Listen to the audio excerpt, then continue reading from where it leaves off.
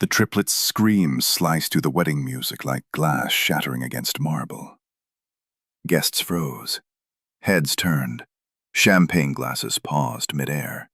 And then, just like that, they looked away, pretending three terrified children in matching outfits weren't sobbing so hard they could barely breathe.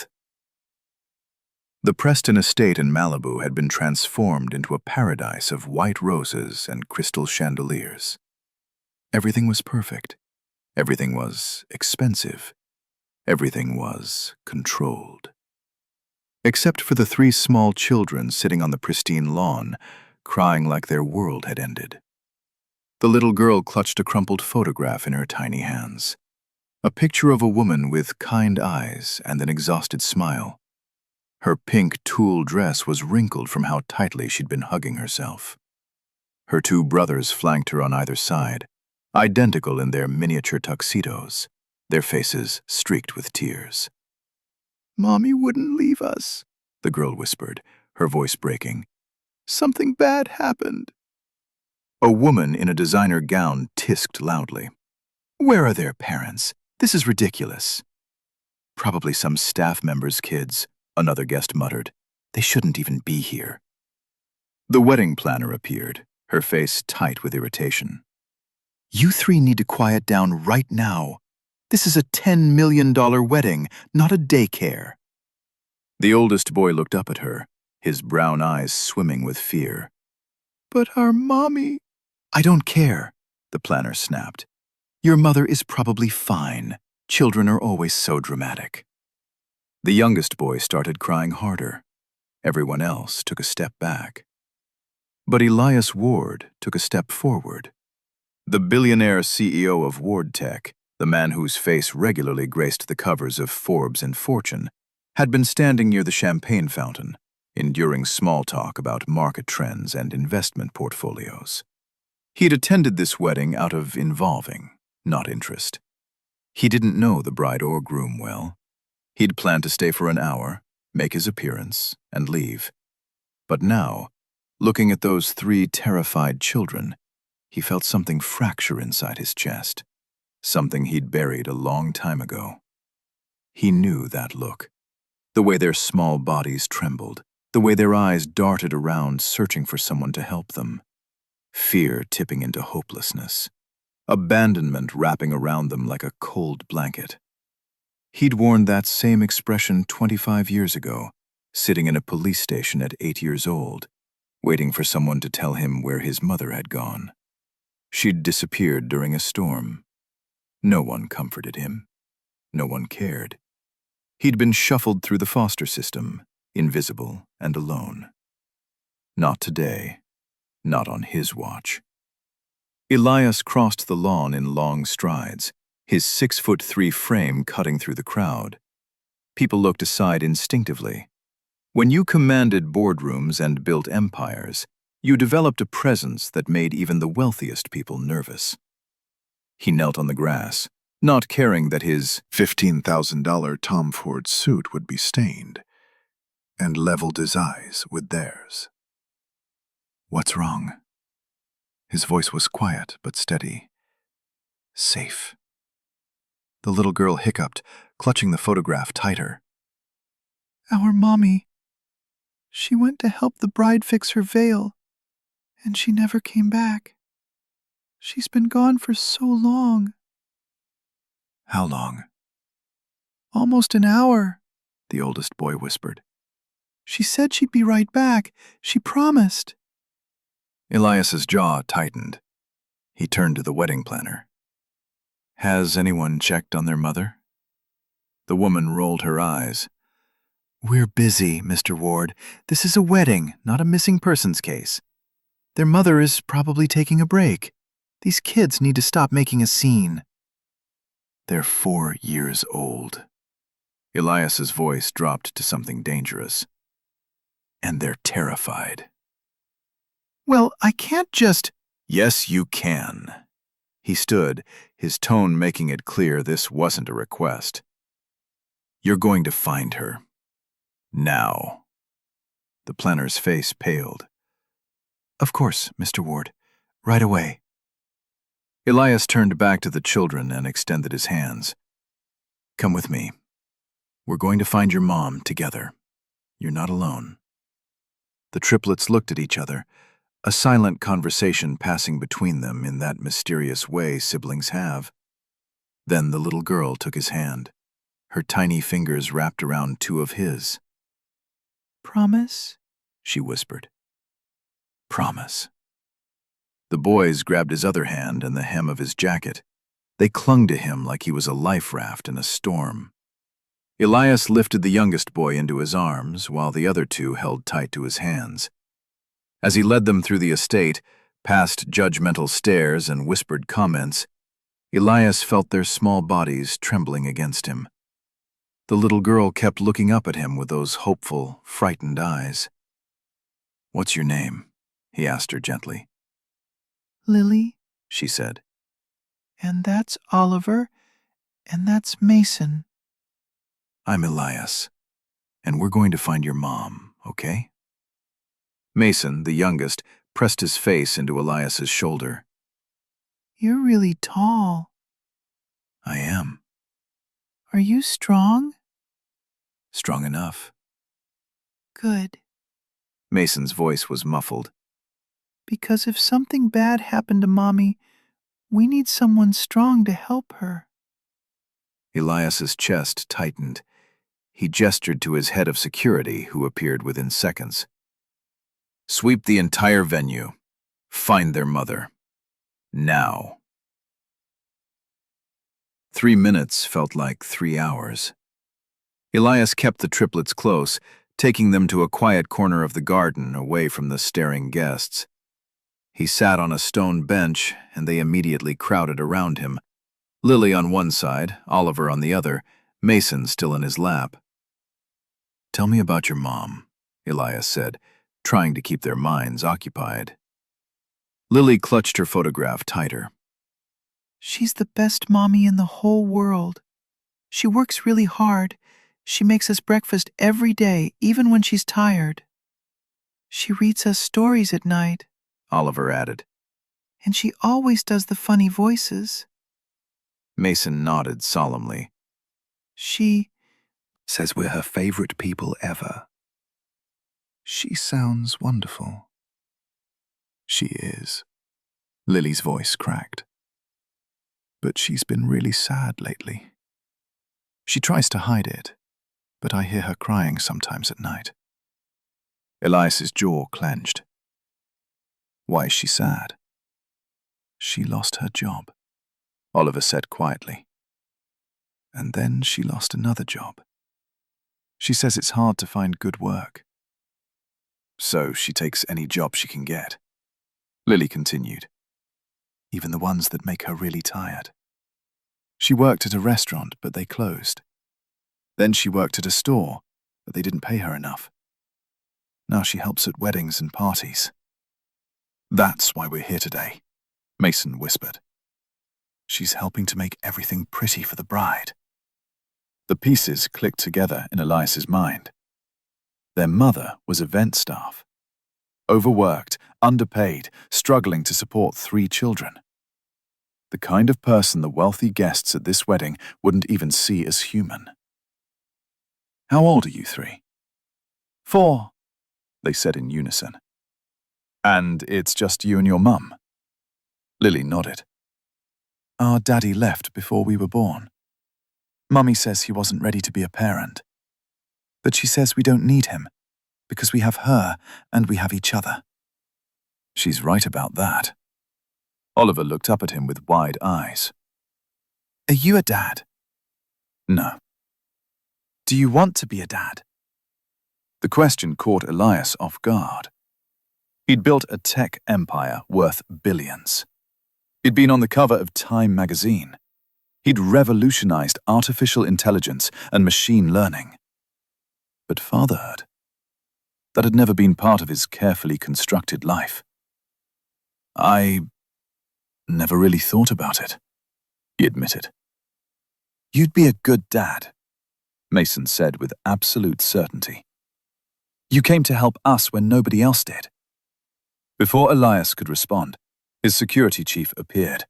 his expression grim. "Sir, we found her." The triplets gasped in unison. "Where?" Elias stood, his heart pounding. "Service hallway behind the main estate. She's unconscious, sir. Appears to have fainted." Mommy! Lily screamed. Elias scooped her up immediately, while his security chief took Mason. Oliver grabbed Elias's hand so tightly it hurt. "Take us to her. Now!" They rushed through the estate, past shocked guests and frantic wedding staff. The service hallway was stark and industrial compared to the luxury outside. Fluorescent lights, concrete floors, the smell of cleaning supplies. And lying on that cold floor was a woman in a simple black server's uniform. She was unconscious. Her skin was pale, her breathing was shallow. And Elias recognized her immediately. The recognition hit him like a punch to the chest. His breath caught, his vision narrowed. Maya.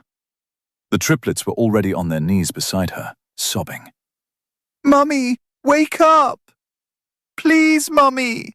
We're here! But Maya Reeves didn't move. Elias knelt beside her, his fingers automatically going to her pulse. Weak but steady.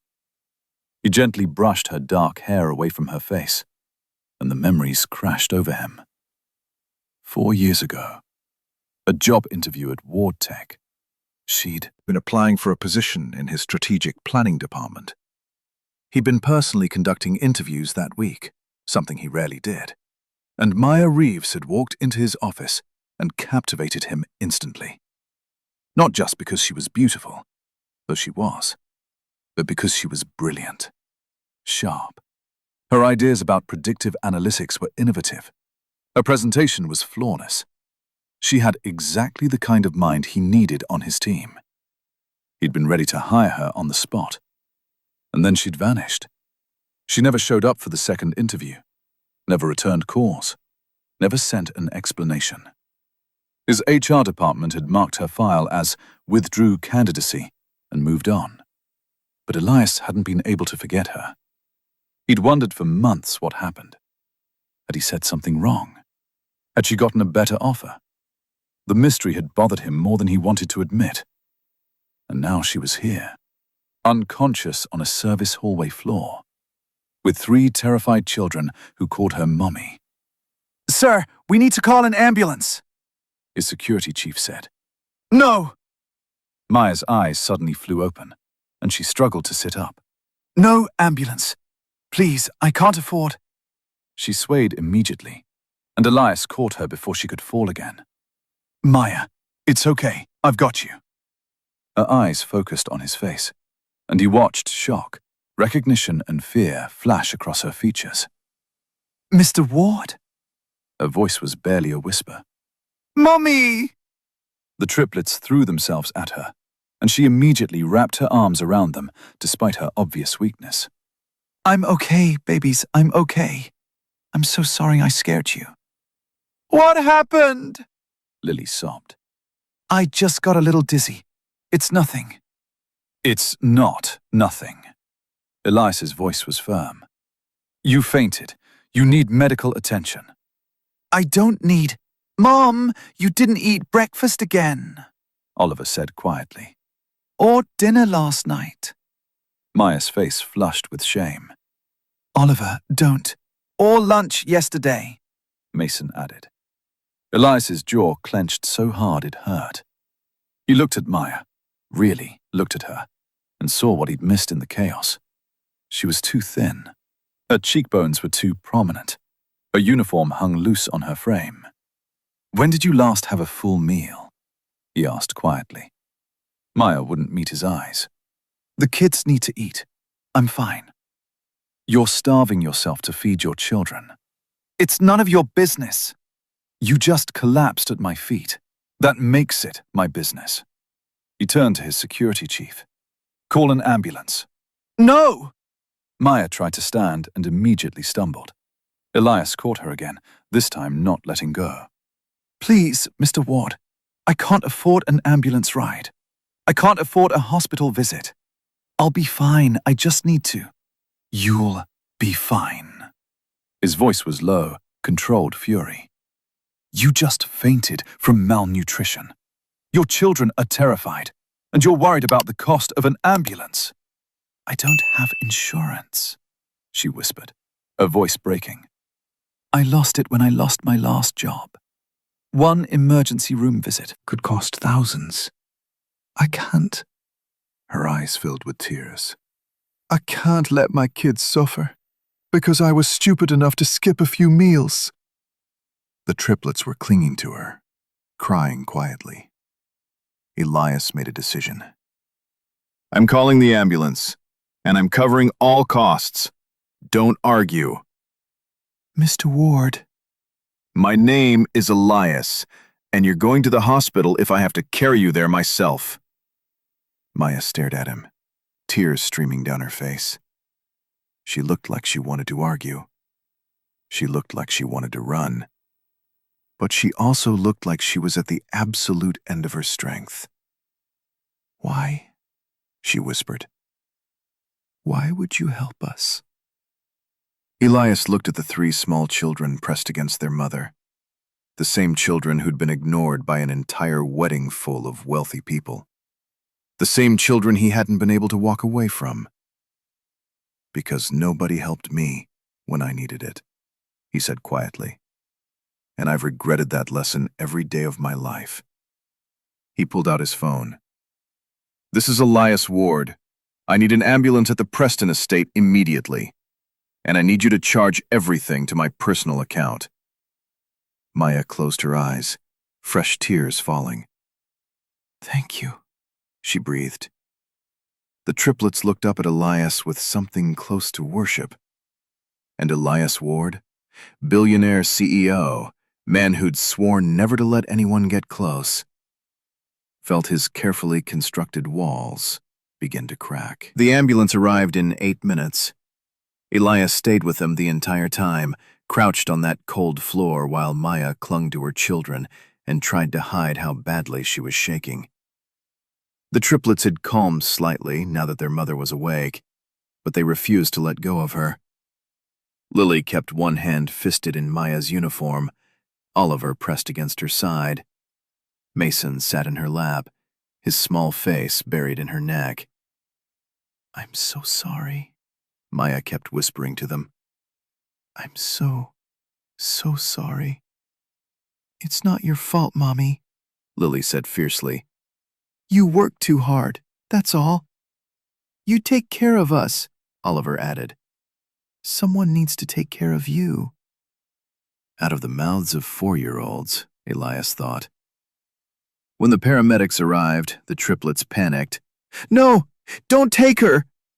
We want to stay with Mommy, please. They're coming with us, Elias said immediately. All of them. The lead paramedic frowned. Sir, I don't care what you usually do. Those children stay with their mother. I'll ride with them. Something in Elias's tone made the paramedic nod quickly. Yes, sir. Of course. They loaded Maya onto a stretcher. She tried to protest, insisting she could walk, but Elias gently pushed her back down. Stop being stubborn. You can barely sit up. I'm not used to being taken care of, she admitted quietly. Get used to it. Their eyes met, and something passed between them, something complicated and charged. Maya looked away first, her cheeks flushing. In the ambulance, the triplets crowded onto the bench seat beside Elias, while the paramedics checked Maya's vitals. Lily grabbed his hand. Thank you for helping us, she said softly. Nobody ever helps us. That's about to change. The paramedic reading Maya's blood pressure shook his head. When did you last eat, ma'am? Maya's jaw tightened. Yesterday morning. I had some crackers. Yesterday morning? That was over 30 hours ago. The kids needed lunch money for a field trip. I had to choose. The paramedic's expression softened. You're severely dehydrated, and your blood sugar is dangerously low. You're lucky you didn't hurt yourself when you fell. I'm fine, Maya insisted, even as her voice shook. You collapsed on a concrete floor. That's not fine.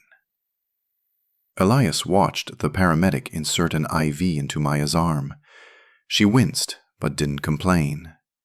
The triplets watched with wide, worried eyes. Is Mommy going to be okay? Mason whispered. She's going to be fine, Elias assured him. The doctors will make sure of it. At the hospital, things moved quickly. Elias's name had weight, and within minutes, Maya was in a private room with a team of doctors examining her.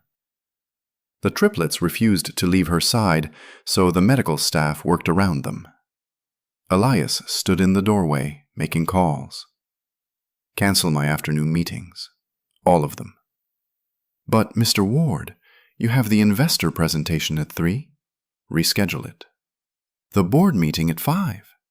Push it to next week. Sir, these are critical.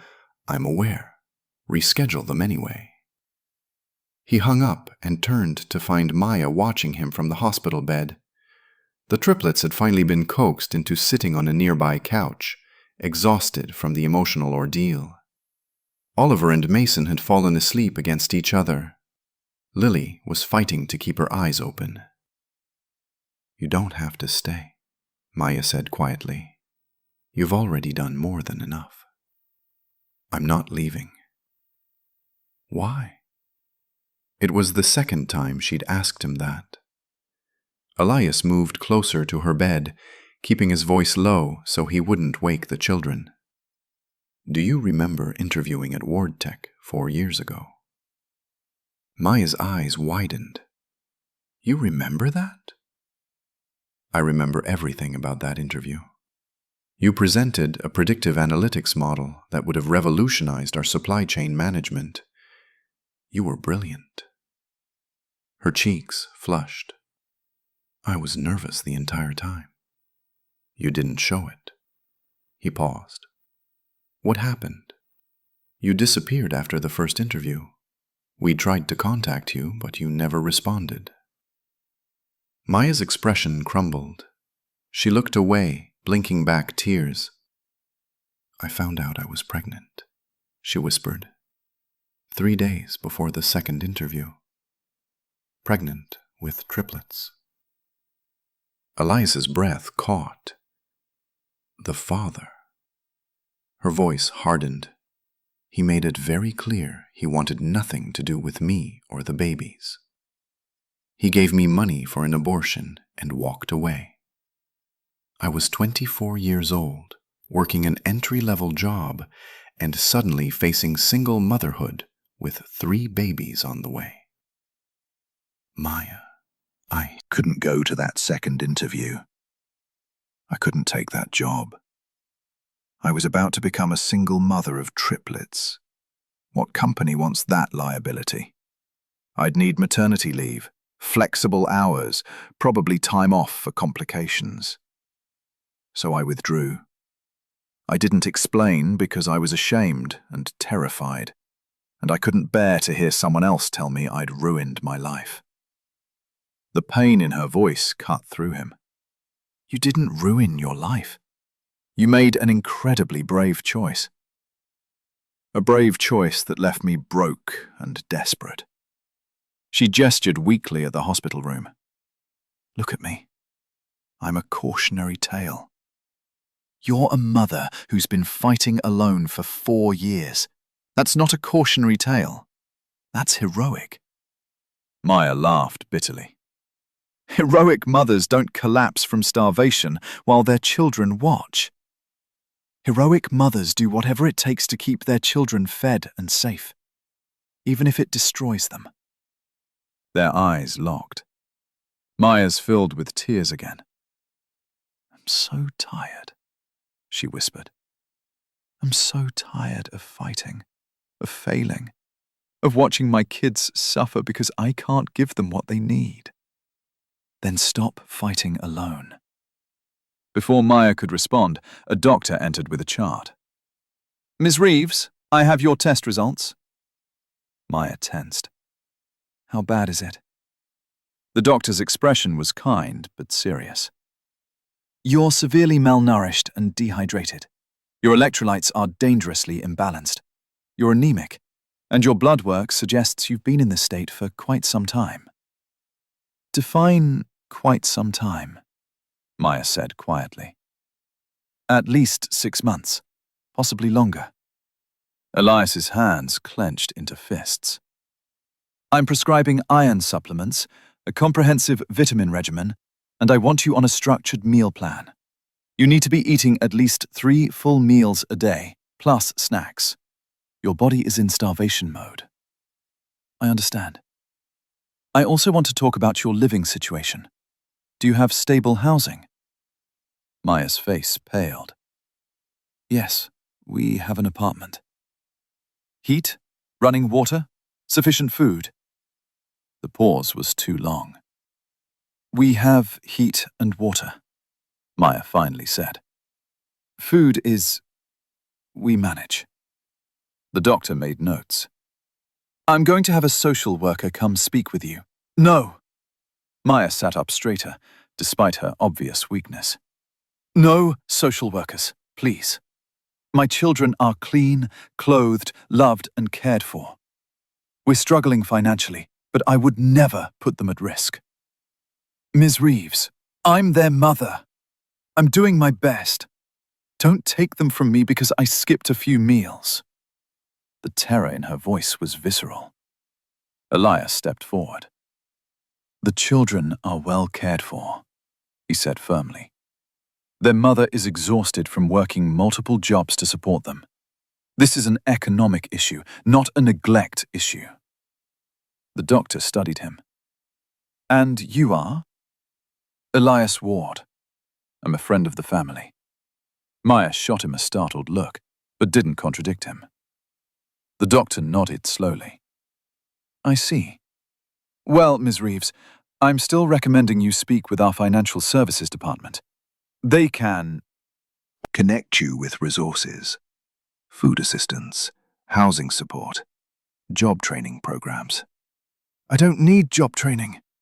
I need someone to actually hire me." The bitterness in her voice was sharp.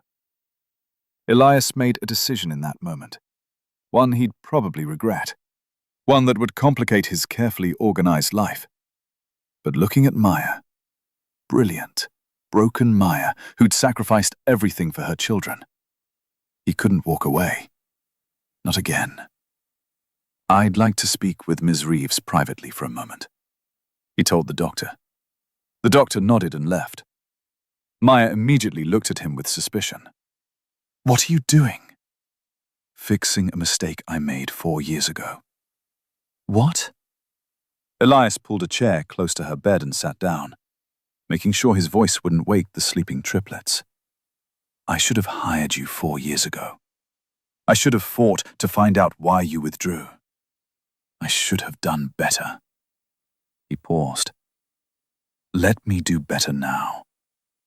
"I don't understand." "I'm offering you a job. At WardTech. Full benefits, competitive salary, flexible hours. And housing. I own a property with a guest house that's sitting empty. You and the kids can live there." Maya stared at him like he'd grown a second head. "You're insane." "Probably." "You can't just... You don't even know me anymore. You don't know if I'm still qualified." "Are you?" "What?" "Are you still brilliant? Still innovative? Still the woman who walked into my office 4 years ago and made me rethink my entire supply chain strategy?" Maya's breath hitched. I've been out of the industry for 4 years. I've been waitressing and doing event setup and cleaning houses. My skills are outdated." "Skills can be updated. Intelligence doesn't expire." He leaned forward. "Maya, I'm not offering you charity. I'm offering you what you earned 4 years ago. A job you deserved then and deserve now." Why? She whispered. Why would you do this? Elias thought about 8-year-old him, sitting alone in a police station, wishing someone would care. He thought about the triplets crying on that lawn while wealthy people looked away. He thought about how easy it would be to walk away again, to let Maya disappear back into poverty and struggle. And he thought about how he'd regret it for the rest of his life. Because I know what it's like to be invisible, he said quietly. And I'm done being the person who walks past people who need help. Tears streamed down Maya's face. I can't accept this. It's too much. I don't deserve. You deserve to eat. You deserve to sleep without worrying about bills. Your children deserve stability. His voice softened. Let me help you. On the couch, Lily stirred and opened her eyes. She looked at her mother crying and immediately scrambled over. Mummy, are you okay? Maya wiped her tears quickly. I'm fine, baby. Just talking to Mr. Ward. Lily climbed onto the bed and studied Elias seriously. Are you making Mummy sad? No, I'm trying to make her happy. How? Elias glanced at her. Maya, asking silent permission. She nodded hesitantly. I'm offering your mom a job at my company, and a place for all of you to live. Lily's eyes went wide. A real job? Like with an office? Yes. And a house? A nice one, with a yard. Lily turned to her mother. Mommy, you have to say yes. Lily, please, we need help. You're so tired all the time, and you don't eat enough. And I heard you crying last night because you didn't know how we were going to pay rent. Lily's voice cracked. Please let him help us. Mason and Oliver were awake now, moving to the bed to join their sister. Is Mr. Ward giving us a house? Mason asked hopefully. He's offering, Maya said carefully. But it's complicated. It's not complicated, Oliver said with 4-year-old certainty. He wants to help. We need help. You should say yes. Maya looked at her 3 children, her entire world, then at Elias. I would need to pay you back eventually. I'm not taking charity. I'll work for every penny. I wouldn't expect anything less. And if I'm not qualified anymore, if my skills aren't good enough, then we'll train you. But I don't think that'll be necessary. I need time to think about it. Take all the time you need. Maya closed her eyes, and fresh tears slipped down her cheeks. I don't know how to accept help, she whispered. I've been doing everything alone for so long. Elias reached out and gently squeezed her hand.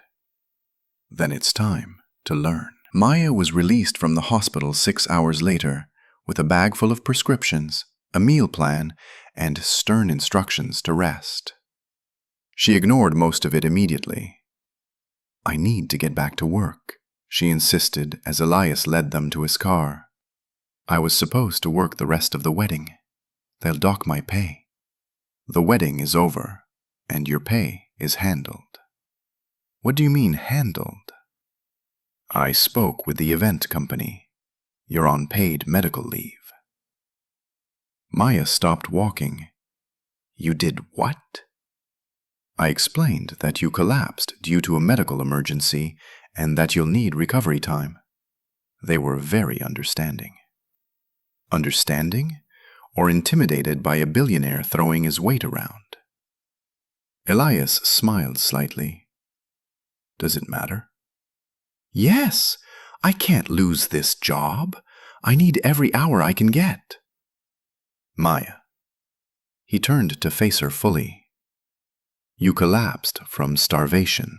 You need to rest, not go back to working yourself to death. I don't have the luxury of rest. I have 3 kids to feed, who are currently being fed. He gestured to the triplets, who were climbing into his car with the help of his driver and munching on hospital cafeteria sandwiches. They're fine. You need to take care of yourself now. Maya watched her children settle into the expensive leather seats of Elias's Tesla, looking small and overwhelmed. "This is surreal," she whispered. "This morning I was setting up centerpieces at a wedding. Now I'm standing here." While a billionaire lectures me about self-care. Life has a way of changing quickly. Is that a rich person platitude? No. It's something I learned when I was 8, and everything changed in a single night. The pain in his voice made Maya look at him sharply. There was a story there, something dark and heavy. But before she could ask, Lily called from the car. "Mummy! Mr. Ward! Come on!" They drove to Maya's apartment in East Los Angeles. The building was old, with peeling paint and a broken security gate. Elias's Tesla looked absurdly out of place among the aging sedans and worn pickup trucks. "This is us," Maya said quietly, shame coloring her voice. "3rd floor.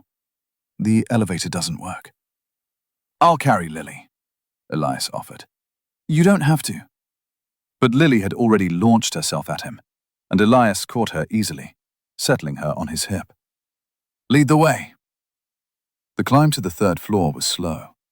Mason and Oliver raced ahead, their earlier trauma forgotten in the excitement of showing someone their home. Maya climbed slowly, still weak, and Elias kept pace beside her. "Careful with that railing," Maya warned. "It's loose." "How long have you lived here?" 2 years. It's not much, but it's ours. Mostly. Mostly? The landlord keeps threatening to raise the rent. He knows I can't afford to move. Elias's jaw tightened, but he said nothing. The apartment was a studio. One room serving as bedroom, living room, and kitchen. The triplets slept on a pull-out couch. Maya's bed was a thin mattress on the floor behind a curtain. The space was immaculately clean, but painfully bare. No TV, no decorations. A few toys in a worn basket. School papers taped to the walls. "It's small," Maya said defensively. "But the kids don't mind. They have each other." Elias set Lily down gently and took in the space. He saw the empty refrigerator through the open door, the camping stove on the counter because the regular stove was broken, the single pot, single pan, mismatched plates. This wasn't poverty. This was survival. "Mommy, I'm hungry," Mason said. "Can we have dinner?" Maya's face fell. "Baby, we don't have much right now. Maybe some crackers?" "I already ate at the hospital," Oliver said quickly. "I'm not hungry." He was lying. Elias could tell. "Actually," Elias said, pulling out his phone, "I'm starving. How about I order pizza for everyone?" The triplets' faces lit up. "Really?" Lily breathed. "With extra cheese? And breadsticks?" "Whatever you want." "Mr. Ward, you don't need to," Maya started.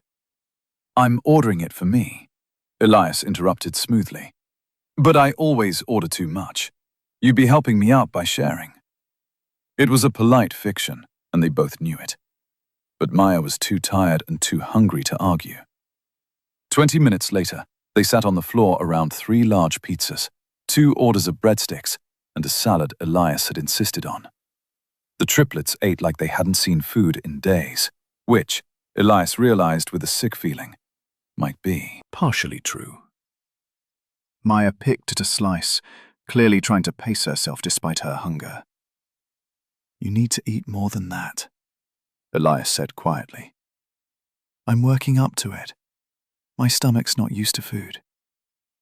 The casual way she said it broke something in his chest. After dinner, the triplets showed Elias their room. The pull-out couch with 3 thin blankets and a shared pillow. "This is where we sleep," Mason announced proudly. "Lily gets the middle because she has bad dreams sometimes. And we have a system," Oliver added. "We take turns picking bedtime stories. Mummy reads to us every night," Lily said, "even when she's really tired." Elias looked at Maya, who was leaning against the kitchen counter, exhaustion written in every line of her body. "Always," she said softly. "Even when I can barely keep my eyes open. Story time is sacred." "What are you reading now?" "Charlotte's Web," the triplets chorused. "We're at the part where Charlotte is spelling words," Lily explained. "It's really sad because we know what's coming." "But Mummy says sad stories are important too," Oliver added. "Because they teach us that love doesn't end just because someone goes away." Maya's eyes filled with tears. Elias felt something shift in his chest, something dangerous and unfamiliar. He'd spent 33 years building walls around his heart. He'd watched his mother disappear and learned young that attachment meant pain. He'd built a billion-dollar company by never letting anyone get close. And now, 3 4-year-olds and their exhausted mother were systematically dismantling every defense he had. "Mr. Ward?" Lily tugged on his sleeve. "Are you okay? You look sad." "I'm okay. Just thinking." "About what?" "About how brave your mother is." Maya made a small sound, half laugh, half sob. "I'm not brave. I'm just desperate. Bravery usually starts with desperation." Their eyes met across the small room. "I haven't given you an answer yet," Maya said quietly. "About the job. The house. I know. I need to make sure I'm making the right choice. For them." She gestured to the triplets. "I understand." "Do you?" Her voice was sharper now. "Do you understand what it's like to be a single parent with no safety net? To know that every decision you make could be the one that ruins your children's lives? To be so terrified of accepting help because you've learned that help always comes with strings?" "No," Elias admitted. "I don't understand that.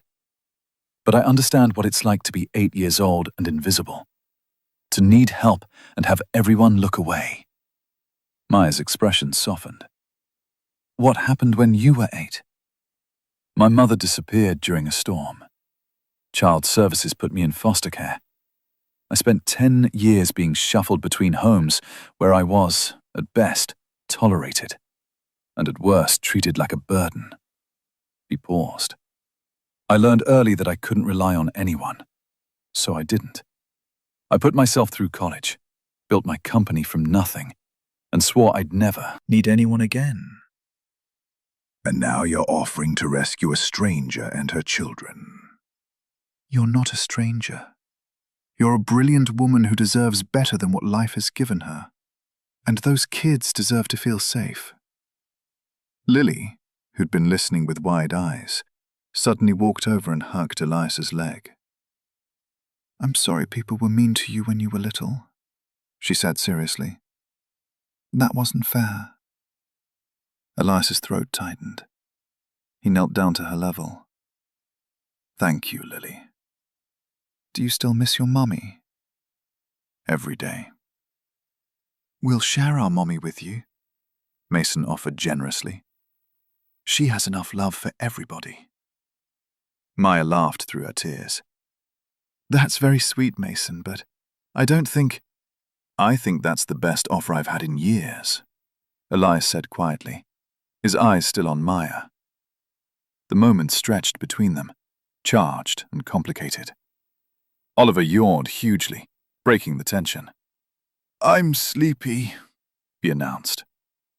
"Me too," Lily admitted. "Bedtime then," Maya said, moving into mum mode.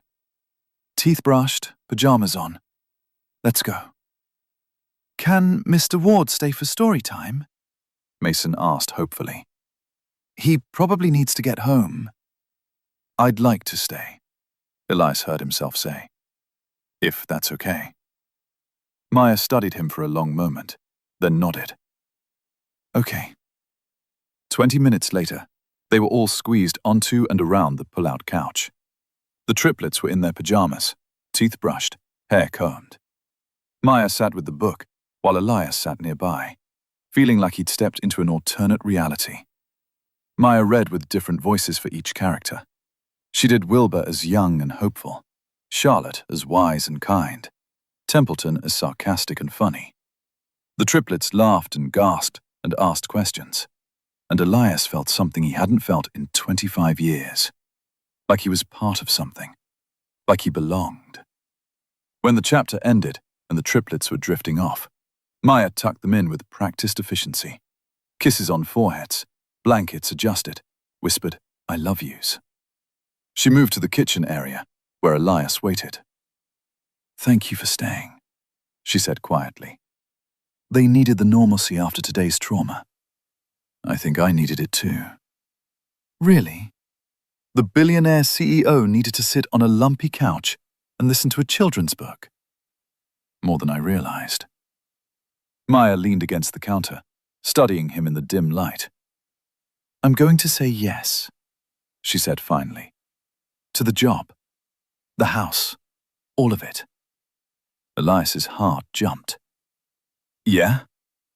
But I have conditions." "Name them." "I need this to be real. Not charity, not pity. A real job with real expectations. If I'm not good enough, you fire me. If I can't keep up, you let me go. No special treatment." "Agreed."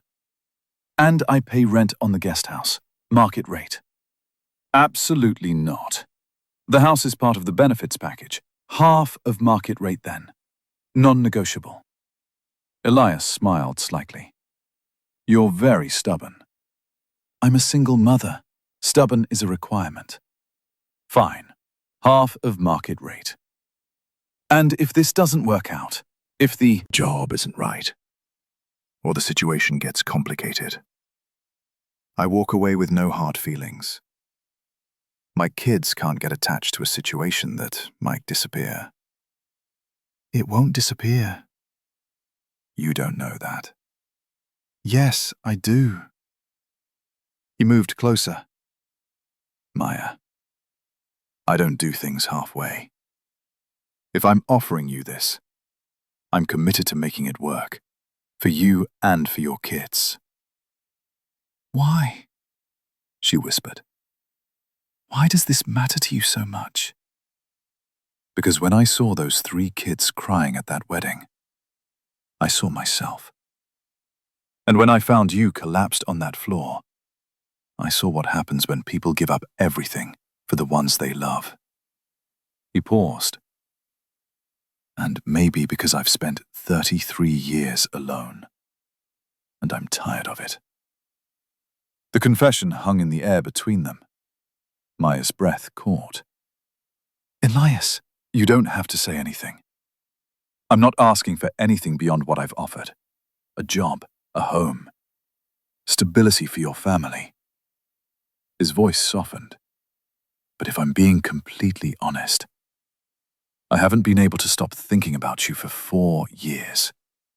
And finding you again, seeing what you've sacrificed, watching you with those kids, it reminded me that some things matter more than profit margins and quarterly reports. Maya's eyes shimmered with tears. I can't promise you anything, she said carefully. I'm drowning in survival mode. I have 3 kids who need everything. I don't have space in my life for complications. I'm not asking for promises. I'm just asking you to let me help. Help has strings. It always does. Not this time.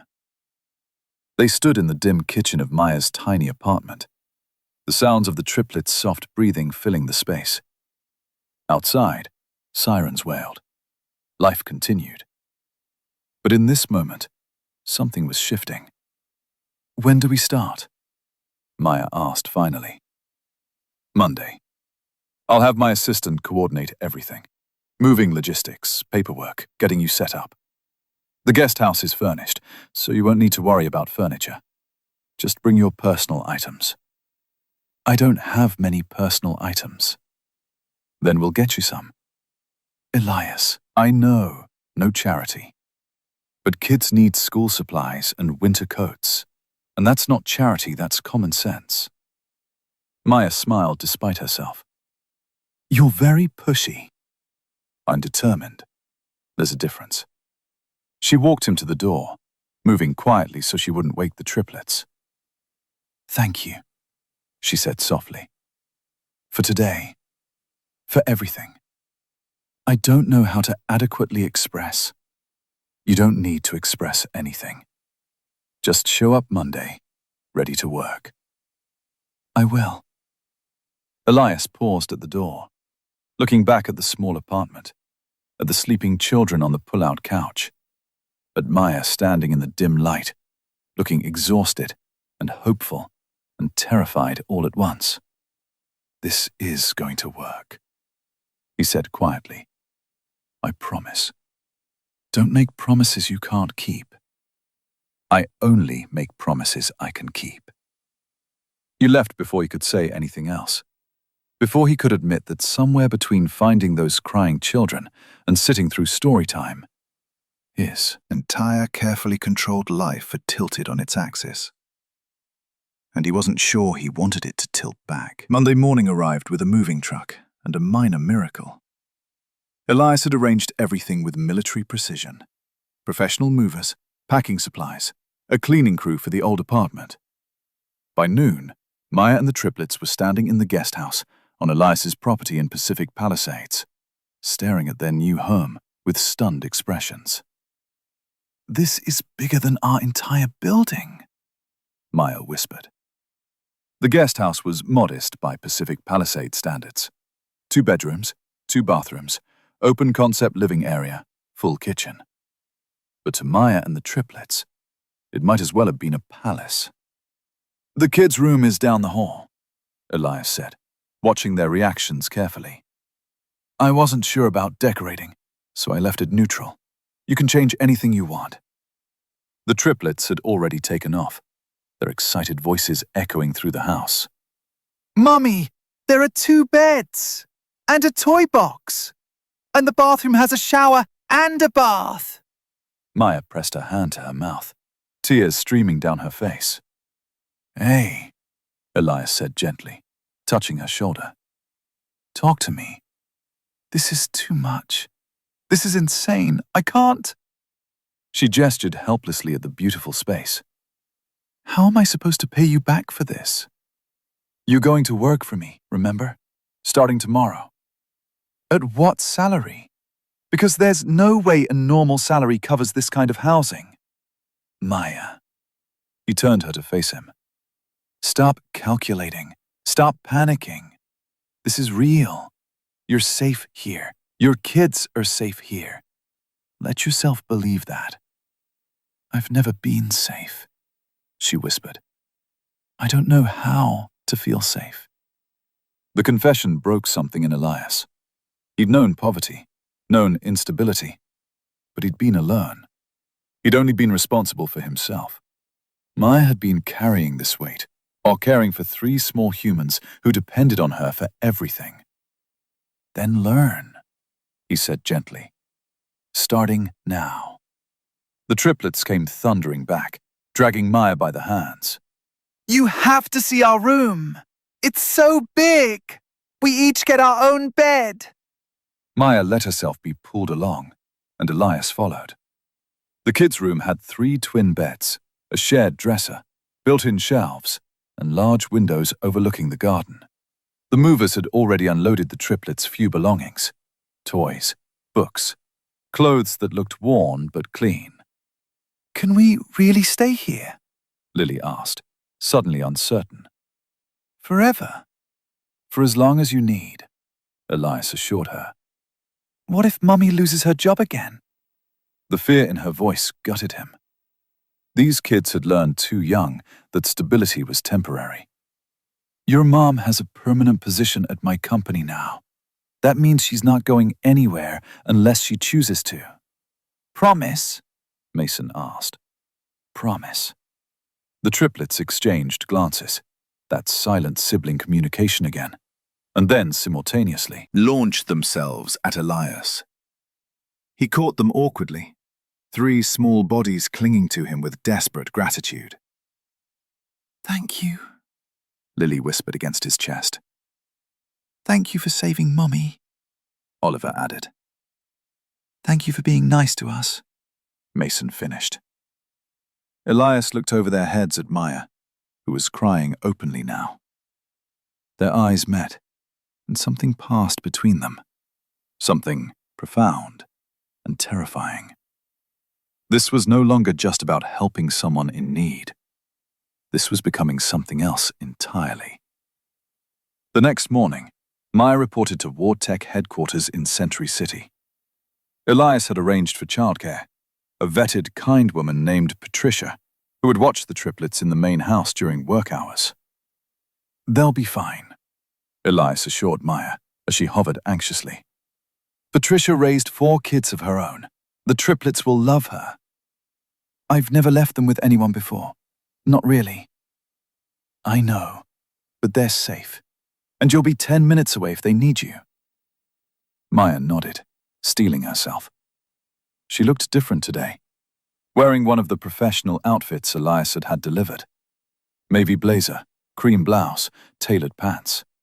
Her hair was styled. She looked every bit the brilliant professional she'd been before life derailed her. Ready? Elias asked. No, but let's do this anyway. At Ward Tech, Maya's return to professional life was immediate and intense. Elias brought her to the strategic planning department and introduced her to the team. This is Maya Reeves. She'll be leading the new Predictive Analytics Initiative. 4 years ago, she presented me with innovations that we're only now beginning to implement across the industry. I brought her on to finally execute that vision. The team looked skeptical. Maya looked terrified. But when she started presenting her ideas, updated for current technology, refined by 4 years of thinking about the problems, the room's energy shifted. She was brilliant, confident, sharp. This was Maya before poverty and exhaustion had dimmed her shine. Elias watched from the back of the room, something warm and proud spreading through his chest. After the meeting, she found him in his office. That was intense, she said, collapsing into the chair across from his desk. You were incredible. I was nervous. You didn't show it. She smiled slightly. Maybe I'm better at hiding things than you think. Or maybe you're finally in an environment where you can thrive. Maya looked around his office. Floor-to-ceiling windows, view of downtown LA, modern furniture, walls of awards and accolades. This is surreal. 3 days ago, I was setting up tables at a wedding. Now I'm working in a corner office at a tech company. Not a corner office. That's mine. Yours is down the hall. I have my own office. You're a senior strategist. Of course you have your own office. Maya laughed, the sound slightly hysterical. This is actually happening. It is. I keep waiting for something to go wrong. For you to change your mind. For me to wake up and realize this was all a dream. Elias moved to sit on the edge of his desk, closer to her. It's not a dream. You earned this opportunity 4 years ago. I'm just correcting a mistake. Your mistake? Or mine? Maybe both. Their eyes held. The air between them felt charged. I should get back to work, Maya said, standing quickly. I have a lot to catch up on. Maya. She paused at the door.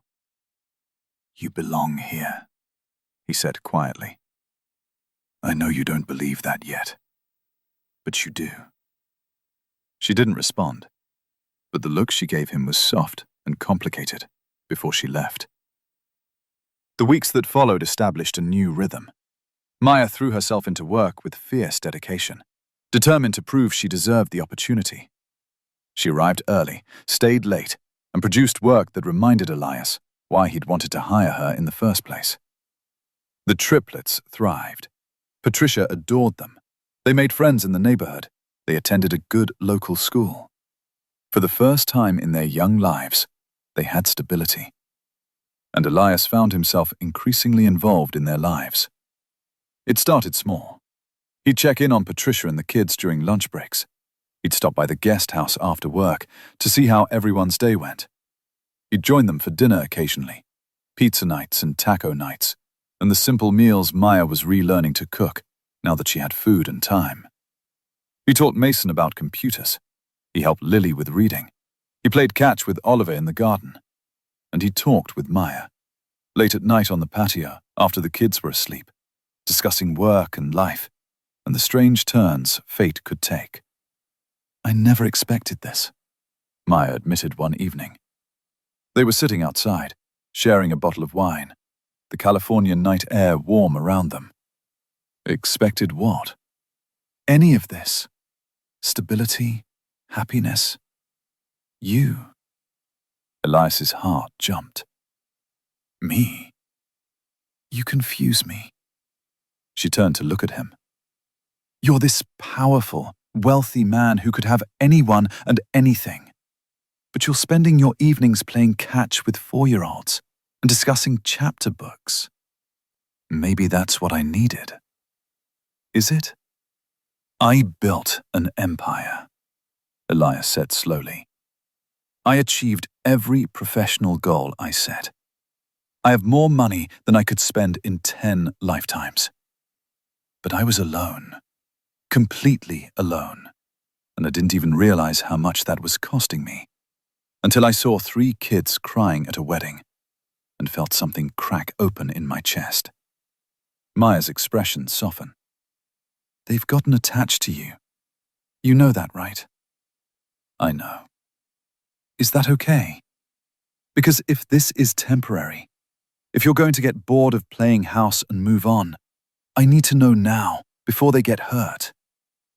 I'm not going anywhere. You say that now, Maya.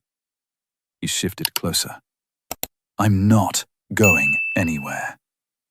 I don't get bored of things that matter. And this matters.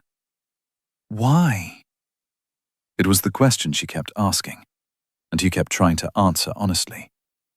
Because I spent my childhood invisible. Because I built a company that changed the world, but came home to an empty penthouse. Because I met you 4 years ago and couldn't forget you. And now that I've found you again, I'm not letting go. He paused. And because somewhere between teaching Mason about binary code and reading Charlotte's Web with Lily curled up against me, I realized I've been living half a life. Maya's eyes filled with tears. Elias. I'm not asking you for anything, he said quickly. I know you're still figuring things out. I know the last few weeks have been overwhelming. But I need you to know that I'm here. For you. For the kids. For whatever this is becoming. What is this becoming? I don't know. Something complicated. Something I've never experienced before. Maya laughed softly.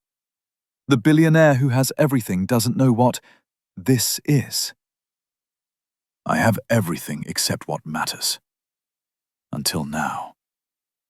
The confession hung between them. I'm scared, Maya whispered. Of what? Of trusting this. Of letting my kids get attached. Of letting myself feel things for you when you could destroy us so easily. I won't. You don't know that. Nobody knows that. Life changes. People leave. I've learned that lesson over and over. Elias reached out and gently took her hand. I'm not going to promise you perfection. I'm not going to tell you nothing will ever go wrong. But I will promise you this. I will show up. Every day. For you and for those kids. Until you trust that I mean it. Maya's thumb traced over his knuckles. They ask about you all day, she admitted. When is Mr. Ward coming home? Is Mr. Ward going to play with us? Can Mr. Ward read stories tonight? She smiled through her tears. You've become their person. Good. Because they've become mine too. And me? The question was barely audible. What am I to you? Elias met her eyes, letting her see the truth he'd been trying to hide. You're everything, he said simply. Maya's breath caught, and then, slowly, hesitantly, she leaned in and kissed him. It was soft, tentative, terrifying, and it changed everything. The kiss was brief, a question more than an answer. When Maya pulled back, her eyes were wide and uncertain. Was that okay? She whispered. Elias smiled. That was more than okay. I'm not. I don't know what I'm doing. It's been so long since I've even thought about anything besides survival. Then don't think. Just feel. That's terrifying advice from a CEO. Love usually is. Maya froze. Love. Elias realized what he'd said, and surprisingly didn't take it back. Yes, love. I don't know how else to describe what I feel when I watch you with your kids. When you light up talking about analytics models. When you let yourself smile after so many years of just surviving. He paused. I spent 33 years thinking I didn't need anyone. You proved me wrong in 3 weeks. That's impossible. You Don't know me well enough to love me. I knew you were special 4 years ago in a single interview. I've spent 3 weeks watching you rebuild yourself. I've seen you at your weakest and your strongest. I've watched you parent with the kind of fierce dedication I've never witnessed. He moved closer. Maybe I don't know your favorite color or your middle name, but I know your heart. And that's enough. Maya's tears fell freely now. My favorite color is blue, like the ocean. And my middle name is Rose. Blue and Rose. I'll remember. You're really serious about this? Completely. Even knowing I come with 3 kids and a mountain of baggage. Especially knowing that. Maya laughed through her tears. You're insane.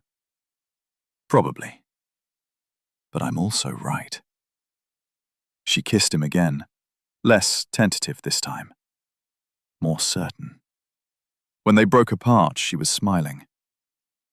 This is going to be complicated, she warned. Everything worth having is. The kids. I adore the kids. They're part of this. Part of us. There's an us? If you want there to be. Maya looked back at the guest house, where her children slept safely. Then at Elias, whose steady presence had become her unexpected anchor. I want there to be, she said quietly. I'm terrified. But I want it. Then let's figure it out, together. The following weeks brought a new dimension to their relationship. They were careful around the triplets. No excessive displays of affection, nothing that would confuse or worry them. But there were small moments. Elias's hand on Maya's back as they watched the kids play. Maya leaning into him during movie nights. Shared glances across the dinner table that made them both smile. The triplets noticed, of course. Kids always noticed. Mr. Ward, Lily said one evening while they were building a puzzle together. Do you like our mummy? Elias glanced at Maya, who was reading with the boys on the couch. I do. Very much. Like her? He smiled. Yes. Like her. Good. Because she's been really happy lately. And I think it's because of you. Your mum is happy because she's safe. And you're all doing well. Maybe. But she smiles different now.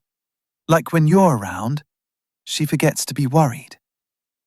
The observation from a 4-year-old was shockingly perceptive. I hope I always make her smile like that, Elias said honestly. Me too. Lily fitted another puzzle piece. Are you going to marry our mummy? Maya's head snapped up. Oliver and Mason were suddenly very interested in the conversation. Lily! Maya's face flushed. That's not appropriate. It's okay, Elias said gently. He looked at all 3 children seriously. I would like to, someday. If your mum wants that too. But that's a decision we'd all make together. Would you be our dad then? Oliver asked hopefully. The question punched through Elias's chest. Would you want me to be? Yes! All 3 children answered in unison. Maya's eyes filled with tears. Kids, she said carefully. Ward and I are still figuring things out. We don't need to rush. But we want him to stay, Mason said firmly. Forever. Forever is a big word, baby. But it's true. We love him. The confession hung in the air. 3 4-year-olds, completely sincere, offering their love without hesitation or fear. Elias felt his throat tighten. I love you guys too. Really? Lily's eyes widened. Really. All 3 of you. You're extraordinary. The triplets launched themselves at him, and he caught them, his arms full of children who'd stolen his heart without permission. Over their heads, he met Maya's eyes. She was crying openly now, but smiling through the tears. This family is getting really good at ambushing me with feelings, she said, her voice shaking with laughter and emotion. Get used to it, Elias replied. Work continued to go well. Maya's predictive analytics project was garnering attention from industry leaders. Elias watched her present at a tech conference and felt absurdly proud when she received a standing ovation. You were brilliant, he told her afterward. I was nervous. You hit it well. Years of practice hiding everything, she said wryly. They were at a hotel bar having drinks after the conference. Maya looked beautiful in a professional dress, her hair styled, her confidence growing daily. You're staring, she pointed out. I'm admiring. There's a difference? Absolutely. Staring is creepy. Admiring is appreciative. She laughed. You're ridiculous. Ridiculously in love with you, maybe. The words came out before he could stop them. Maya's laughter faded, replaced by something softer. You keep saying that. Because it keeps being true. Even after seeing me at my worst? After watching me struggle and fail and nearly lose everything? Especially after that. Maya, you survived 4 years of hell and came out stronger. You protected your kids through poverty I can't imagine. You never gave up. Why wouldn't I love that? Because I'm broken. Because I have trust issues and anxiety and I have emotional walls I spent 3 decades building, and control issues from a traumatic childhood, and a tendency to work myself into the ground because I'm terrified of being worthless. He reaches across the table for her hand. We're all carrying something. At least we can carry it together. Maya's fingers intertwined with his. I think I'm falling in love with you, she admitted quietly. It terrifies me. Good. I'd be worried if you weren't scared. This matters too much not to be scary. What if I mess it up? What if we both mess it up and fix it anyway? What if this isn't about perfection, but about showing up? She smiled. You're very wise for a tech CEO. I'm learning. You and 3 4-year-olds are excellent teachers. They stayed at the bar until late, talking about dreams and fears and futures that felt suddenly possible. When they finally headed home, Maya fell asleep in the car, her head on Elias's shoulder. He looked down at her. This brilliant, broken, beautiful woman who'd changed his entire life and knew he was exactly where he was meant to be. The Ward Tech Annual Gala was the event of the tech season. 500 guests, $1 million fundraising, the who's who of Silicon Valley. And Elias wanted Maya by his side. I can't, she protested when he invited her. That's your world. I don't belong. You absolutely belong. You're a senior strategist at my company. You deserve to be there. I don't have anything to wear to an event like that. So we'll get you something. Elias, please, let me do this. I want you there. Not as my employee, as my partner. The word hung between them. Partner, Maya repeated carefully. If that's what you want to be. She studied him, her expression complicated. I want to be there, she finally said. But I'm going to be anxious the entire time. I'll be right next to you. Promise? Promise. The night of the gala, Maya stood in front of the mirror in her bedroom, staring at herself in disbelief. The dress Elias had arranged for her was stunning. Sapphire blue silk that flowed to the floor, elegant without being ostentatious. Her hair was professionally styled. She wore subtle jewelry. She looked like someone who belonged in that world. But inside, she still felt like the woman who'd collapsed on a service hallway floor.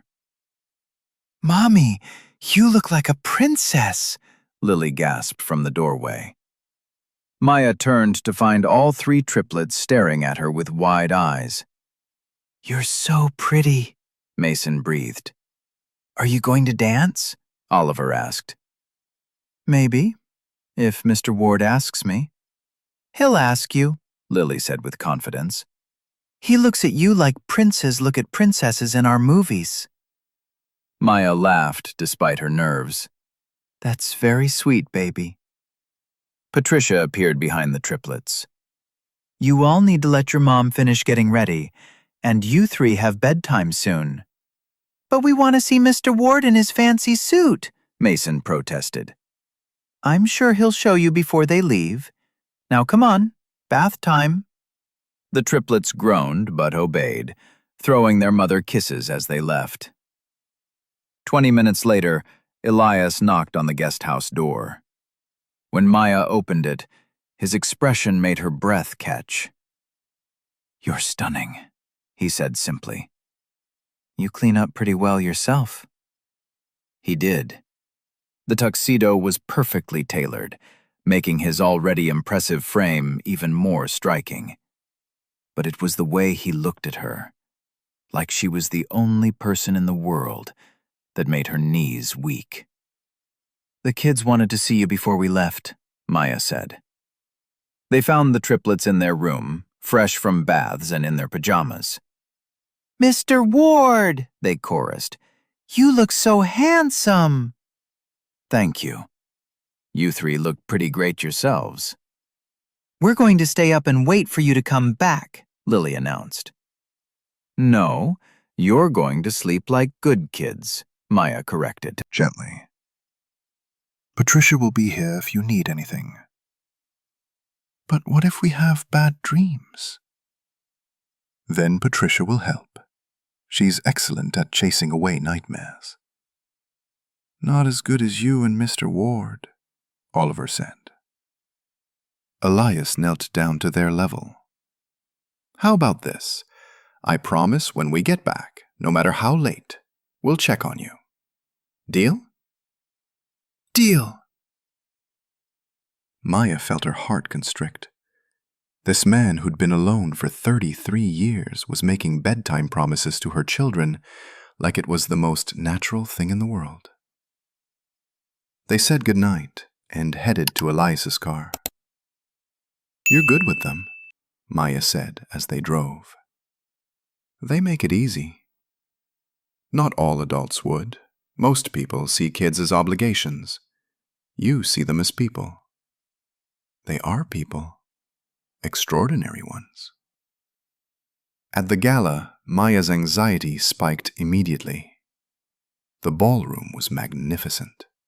Crystal chandeliers, orchid centerpieces, musicians playing Vivaldi. Everyone was dressed in designer labels and carrying themselves with the easy confidence of wealth. I don't belong here, she whispered to Elias. His hand found the small of her back. You belong wherever you choose to be. And tonight, you're choosing to be with me. They mingled. Elias introduced her to tech giants and investors, always framing her as his colleague and equal.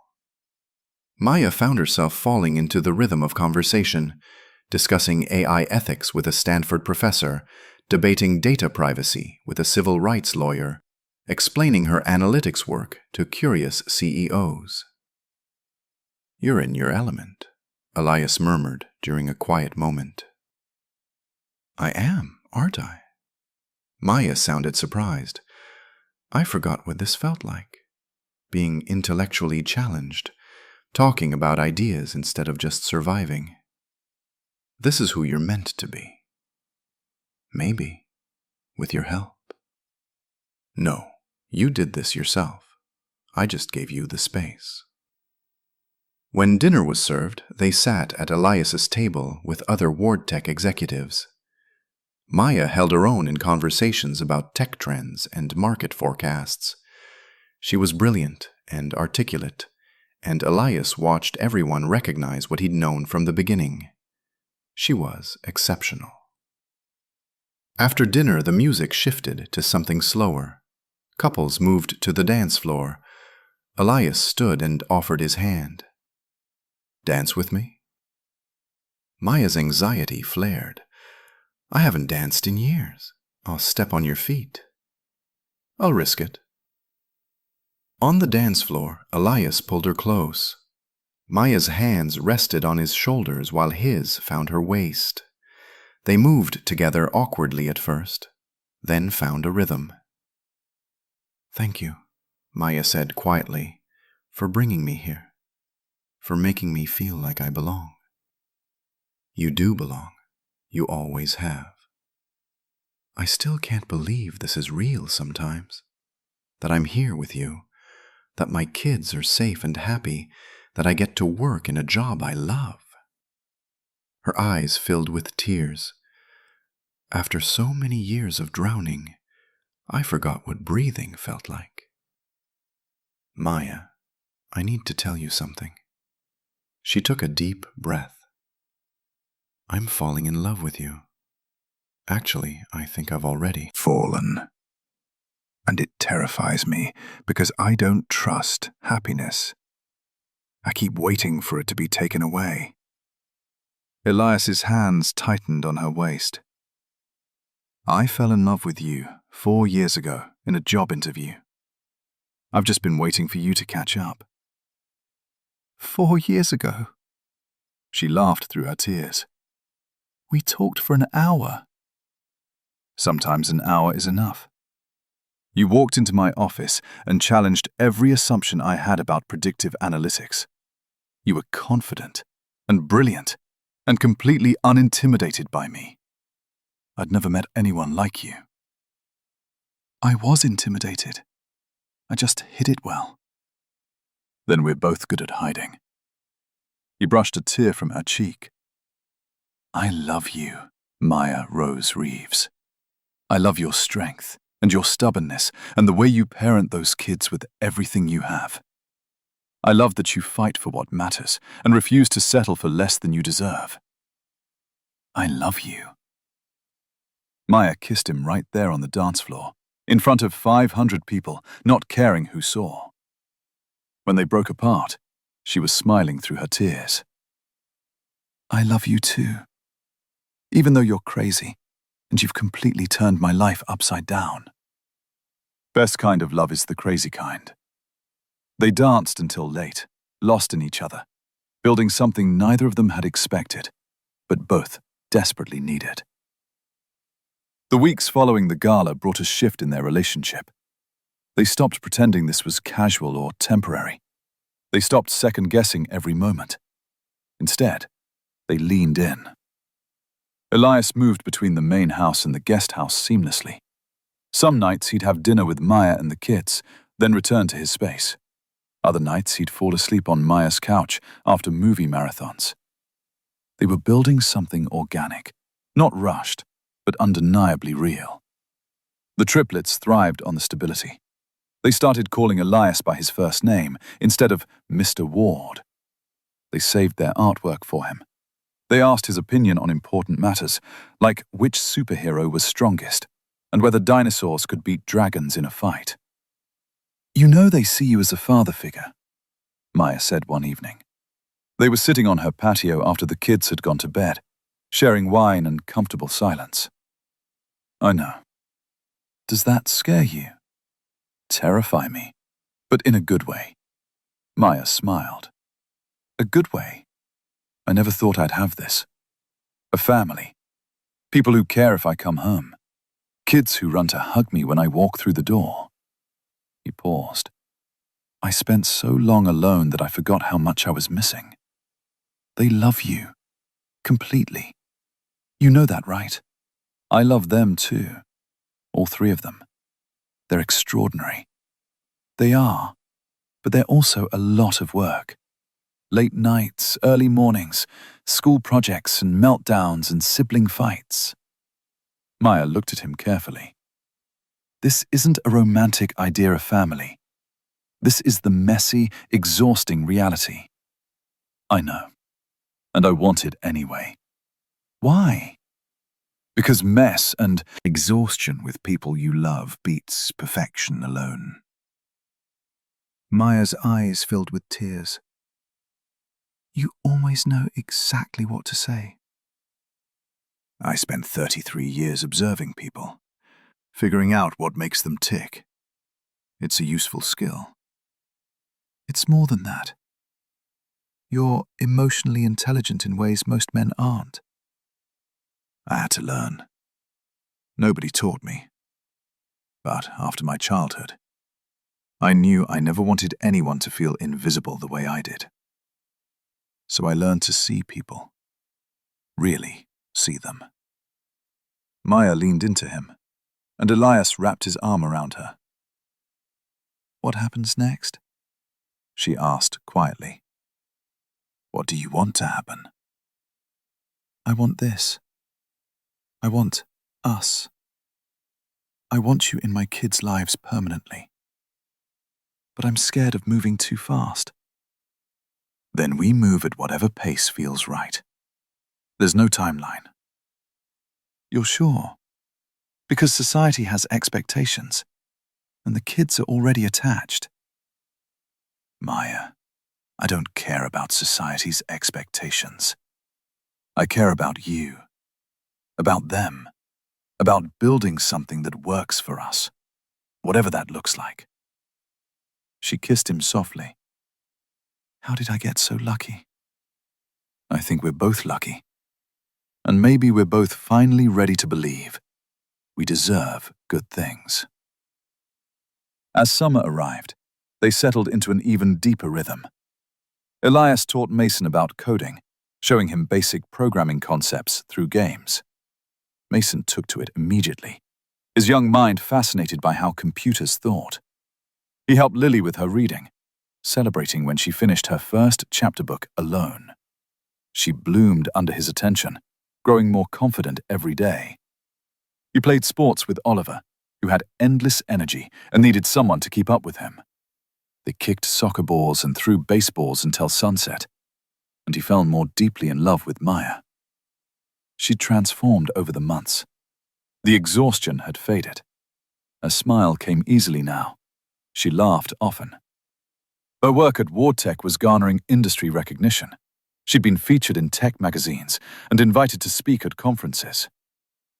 "You've become the person you were always meant to be," Elias told her one night. "I've become the person I couldn't be when I was drowning. There's a difference." "Is there?" "Maybe not." She smiled. "Maybe you're right. Maybe this is who I always was, just finally given room to breathe." One Saturday, they took the triplets to the beach. It was the first time Maya had gone anywhere purely for fun in years. They built sandcastles and played in the waves. The kids shrieked with laughter as Elias chased them through the surf. Maya watched from the blanket, her heart so full it ached. This was what she'd dreamed of during all those desperate years. Safety, happiness, someone who loved her children as much as she did. "You okay, Mummy?" Lily had appeared beside her, dripping wet and sandy. "I'm perfect, baby." "You look sad." "I'm not sad. I'm happy. Sometimes happy feelings look like sad feelings." Lily considered this seriously.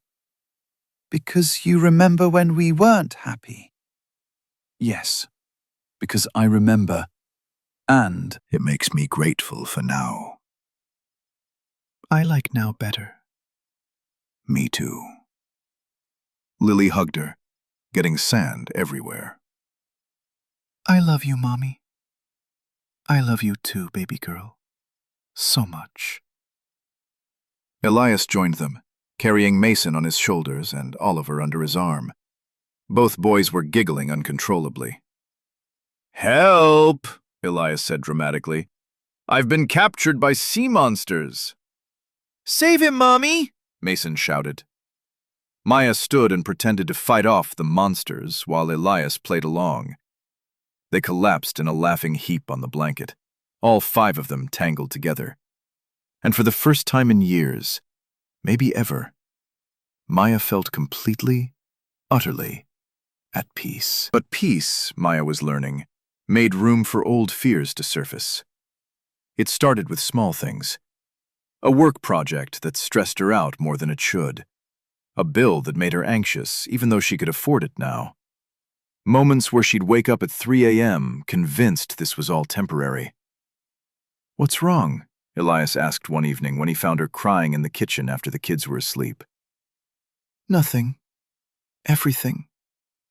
I don't know." He pulled her into his arms. "Talk to me." "I'm scared," she whispered. "I'm so happy, and it terrifies me. Because what if it goes away? What if you wake up one day and realize you don't want this? What if something happens to my job, or the house, or—" "Maya, look at me."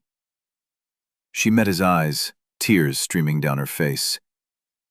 "Nothing is going away. I'm not going anywhere. Your job is secure. This house is your home. The kids are safe. You're safe." "You can't promise that." "Yes, I can. Because I'm choosing this every single day. I'm choosing you, choosing them, choosing us." "But what if nothing? Maya, I love you. Completely. Permanently. There is no scenario where I wake up and decide I don't want this family." "How can you be so sure?" "Because I spent 33 years without this. I know what the alternative looks like. And I'm never going back." Maya sobbed against his chest, years of fear and trauma spilling out. Elias held her through it, steady and solid. When she finally calmed, he pulled back to look at her. "I need to show you something. Wait here." He disappeared and returned minutes later with a small box. Maya's breath caught. Elias, I know this might seem fast. I know you're still healing. I know we've only been together officially for a few months. He opened the box to reveal a simple, elegant ring. But I also know I want to spend my life with you. I want to be the person you call when you're scared. I want to teach Mason coding and help Lily with reading and play catch with Oliver. I want Sunday morning pancakes and bedtime stories and off the messy, beautiful chaos that comes with loving you. this is crazy. Maya whispered. Probably. But a client's for right. I can feel it. He took her hand. I'm not asking you to say yes right now. I'm asking you to believe that this is real. I'm not going anywhere. That when you wake up scared at 3 a.m., you can believe I'll still be here. Maya stared at the ring, then at Elias, then back at the ring. I don't know how to trust this kind of happiness. Then let me teach you. The same way I taught Mason about binary code and Lily about chapter books. We'll take it one day at a time until trusting feels natural. And if I mess up, if my anxiety gets bad or I push you away out of fear, then we'll work through it together. Maya, I'm not asking for perfection. I'm asking for partnership. The words settled between them, heavy and hopeful. I want to say yes, Maya admitted. But I'm terrified. Then say yes, scared. We'll figure out the rest. Before Maya could respond, small footsteps sounded in the hallway. Mummy? Lily's voice called. I had a bad dream. Elias and Maya quickly composed themselves. Maya wiped her tears. Come here, baby. Lily appeared, rubbing her eyes.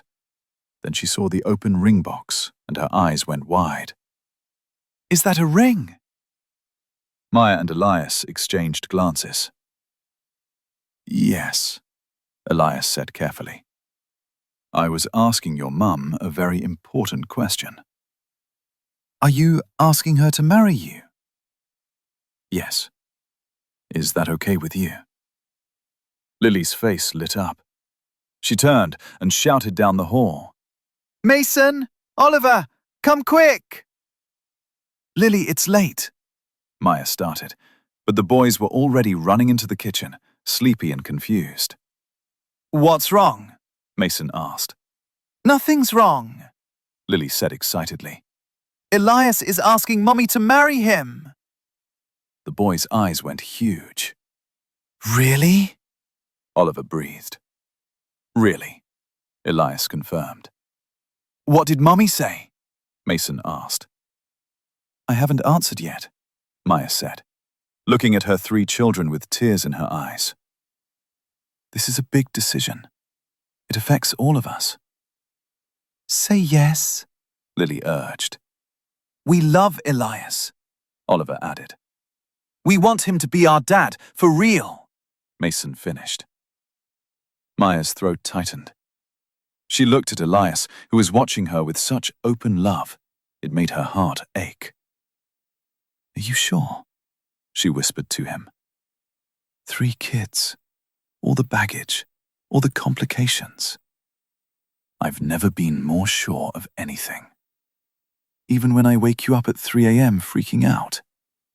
Especially then. Maya laughed through her tears. She looked at her children, these 3 extraordinary humans who'd survived poverty with her and were now thriving. Then at Elias, this unexpected man who'd walked toward crying children when everyone else walked away. Yes, she said quietly. Yes? Elias's face transformed with joy. Yes, to all of it. The marriage, the partnership, the masses, chaos. She smiled. To choosing happiness even when it scares me. Elias slid the ring onto her finger and kissed her as the triplets cheered. Does this mean you're going to be our dad? Lily asked. If you'll have me. We will! All three children launched themselves at Elias, and he caught them, pulling Maya into the embrace as well. They stood in the kitchen at midnight. 5 people who'd all been broken in different ways, now building something whole together. And for the first time in her life, Maya let herself believe it would last. The wedding was small and perfect. Maya didn't want a big production. She'd spent too many years working other people's lavish ceremonies. This one would be intimate, family and close friends only. They held it in Elias's garden on a crisp October afternoon. White chairs, string lights, the triplets as enthusiastic, if slightly chaotic, wedding party members. Maya wore a simple cream dress. Elias wore a dark suit. The officiant was a friend from Ward Tech who'd watched their relationship develop. But before the ceremony began, they had something else to complete. Elias's lawyer arrived with paperwork. Adoption papers for all 3 children. The triplets, now 5 years old and more aware of what was happening, sat at a table with Maya and Elias while the lawyer explained. This is a very special document, she said kindly. It means that Elias will officially become your father, not just in your hearts, but in the eyes of the law. He'll have all the rights and responsibilities of a parent. So he'll be our dad forever? Lily asked. Forever, the lawyer confirmed. Even if he changes his mind? Even then. Though I don't think he's going to change his mind. The triplets looked at Elias seriously. Do you promise to be our dad? Mason asked. Even when we're annoying? I promise. Even when you're annoying. And when we fight with each other? Oliver added. Especially then. And when we're teenagers and do stupid things? Lily asked. Maya laughed. How do you even know about teenagers? I heard you and Elias talking about how scary it's going to be when we're older. It will be scary, Elias admitted. But I'll be there for all of it. The good parts and the hard parts. That's what parents do. The triplets exchanged one of their silent sibling conversations. Then, in unison, they said, Okay, you can be our dad. They signed the papers, the children with their careful, wobbly signatures, Maya and Elias with theirs. When it was done, the lawyer smiled. Congratulations. You're officially a family. The triplets threw themselves at Elias, and he held them tight, his eyes bright with tears. Thank you, he whispered to Maya over their heads. Thank you, she replied, for seeing us, for staying, for loving us when we needed it most. The wedding ceremony was brief and heartfelt. Elias and Maya exchanged vows they'd written themselves. Maya, Elias began, his voice steady despite his emotion. 4 years ago, you walked into my office and changed my life without knowing it. You challenged me, impressed me, and then disappeared. I spent 4 years wondering what happened, and then I found you at a wedding, collapsed on a floor, with 3 terrified children who needed help. And I realized that sometimes the universe gives you a second chance. This is ours. I promise to love you through the scared moments and the happy ones. I promise to be a partner who shows up, who listens, who fights for this family with everything I have. I promise to be the father your children deserve and the husband you've earned. I love you. Completely. Permanently. For all our days. Maya was crying openly. She took a breath and began her vows. Elias, when I was drowning in survival mode, I forgot what it felt like to be seen as a person. To be valued for my mind, not just my ability to serve someone else. You saw me. Not just the struggling single mother, but the woman I used to be, and could be again. You gave me space to remember who I was. You loved my children like they were already yours. You stayed when I expected you to leave. You chose us when we were at our lowest. I promise to trust this happiness, to believe you when you say you're not going anywhere, to be your partner in all the messy, beautiful chaos of life. I love you, and I promise to spend every day showing you that you made the right choice. There wasn't a dry eye in the garden. When the officiant pronounced them married, the triplets cheered so loudly they drowned out everything else. At the reception, just 20 people gathered for dinner and dancing. The triplets gave a speech. Lily stepped forward first, holding a piece of paper with their carefully written words. We want to say thank you, she began, a voice surprisingly steady for a 5-year-old. To Elias, who saw us crying at a wedding and didn't walk away, who found our mummy when nobody else cared, who gave us a home and a dad, and helped Mummy be happy again. Mason continued. You teach us things, and play with us, and read us stories. You're the best dad we could ever have. Oliver finished. And we promise to be good kids. Well, mostly good. We love you, Dad. The last word, Dad, made Elias's breath catch. It was the first time they'd called him that out loud. He knelt down to their level, and they rushed into his arms. I love you three so much, he said, his voice thick with emotion. You made me believe in family again. You taught me that love doesn't have to hurt. You showed me that home isn't a place. It's people who care about you. Thank you for giving me a chance to be your dad. Maya joined them, and they stood in a group embrace while guests applauded and took pictures. Later, as the sun set and the string lights twinkled, Elias and Maya swayed together on the makeshift dance floor. We did it, Maya murmured against his chest. We did. Against all odds. Despite everything working against us. Maybe because of everything working against us. We learned to fight for what matters. Maya pulled back to look at him. What happens now? Now? Now we live. We raise those 3 incredible kids. We build a life together. We screw up sometimes and fix it. We choose each other every day. He smiled. And maybe in 10 or 20 years, we stand at their weddings and cry because we're proud of who they've become. I like that plan. Good, because you're stuck with me now. Stuck with you? I think I chose you. True. Best decision you ever made. Second best. What's the first? Keeping my kids. Fighting for them through everything. They led me to you.